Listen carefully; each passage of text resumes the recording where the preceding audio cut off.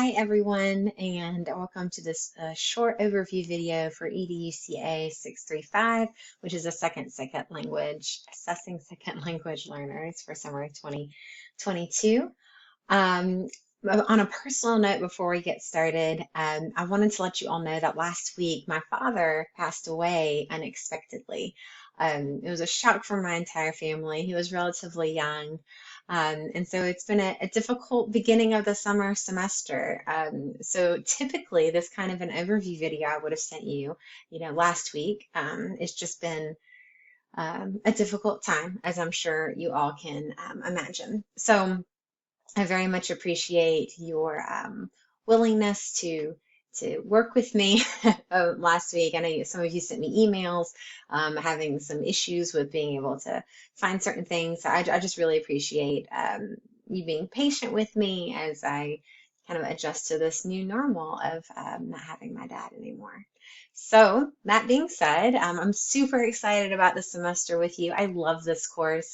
My PhD is in language and literacy, and my research topic that I wrote my dissertation on included emergent bilingual learners, like what we're learning about in this course. So I have a lot of passion for this, and I hope you learn something that's helpful to you within your context.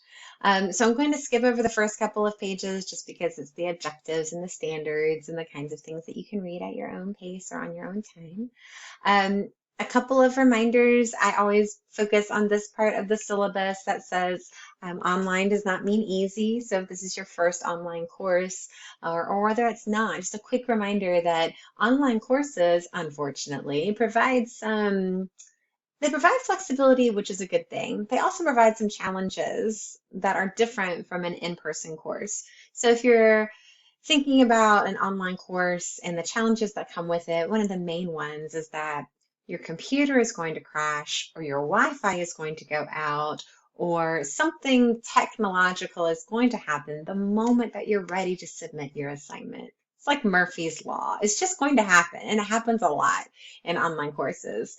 So I always remind students, I know especially in a summer course, time is super tight because it's a quick 2 months and then it's over. But try your best not to wait until the very, very last minute to submit your assignments because almost always something happens. And I try to provide, grace for y'all, like you're providing grace for me right now with my personal situation.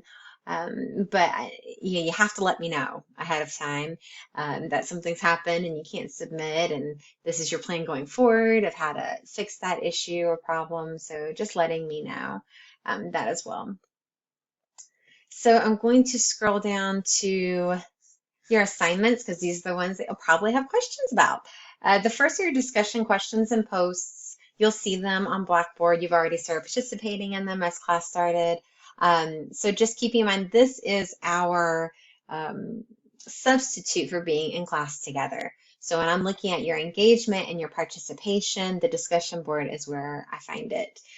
You will not see me engage in the discussion boards with you. I will facilitate as needed, like if there's a disagreement on a certain topic or a question that your colleagues in your course cannot answer, but it really is for y'all. It's not for me. I already know this information. I already am what I would consider an expert in this. So it really is more about y'all learning from one another than it is from me. That being said, I will be watching and monitoring your discussion board posts and grading them. So just know that you have to post your initial response and then respond to at least 2 colleagues prior to the final deadline for that discussion board post. So just know that there is a rubric at the end of the syllabus that provides you more information about how to earn full points for this task. You will also have what I call online assessments, and those are typically either a chapter review or a video review. There are 8 of them, and the purpose of this is just to make sure you're reading what you're supposed to be reading and watching what you're supposed to be watching. So for each chapter or for each video, you write pretty short, 250 to 300 word essay reflecting on key points from either one, whether it was a text that you were to read or videos that you were to watch. And you kind of can treat these as just an essay to me. How are you going to show this knowledge to the people back at your school or home base context? Because the great thing about having courses and taking courses is that not only can you learn, you can share your learning with your colleagues. And just remember that you're really thinking about within these the specific unique needs of students who are emergent bilingual learners. So that assignment should be typed, double-spaced, 12-point font. That will be forever and ever the mantra of assignment submissions for this course. Typed, double-spaced, 12-point font. It helps my eyes, especially the double spacing. Please don't submit anything single-spaced. It just kills my eyesight, double spacing. And as a reminder, your submissions, I know discussion board posts are within the forum, but your submissions should be either a Word document or a PDF. That's it. No Google Doc links, because it's just an extra step for me. And with all the grading, I don't want to go anywhere else. I just want to stay in Blackboard. And please don't submit your assignment within the submission text box for the assignment. When you open up your assignment in Blackboard, you're going to see this box and it looks like you can type in it, and you can. I don't want you to, though. I want you to submit a Word document or a PDF, because when you do that, then all of the tools become available to me to be able to annotate within your work. So I can comment on things, I can ask questions. When you type within a submission text box, I can't do any of that. So just remember, you're submitting either Word documents or PDFs for all of your major assignments. Your next assignment will be reflective journals. You have 2 of them. You're going to complete one, which you have already. Your very first reflective journal really just has you talk about your understandings of assessments. And for EL populations, what does that mean? What does it look like? And at the end of the semester, my favorite thing to read is your second reflective journal, which tells me all about the things that you learned in this course and new knowledge and new growth. Hopefully, fingers crossed. So reflecting on your growth and your knowledge about assessing second language learners. And you'll see the guiding questions for each one of these outlined within the syllabus as well. And again, 12-point, Times New Roman font, double-spaced, 1-inch margins.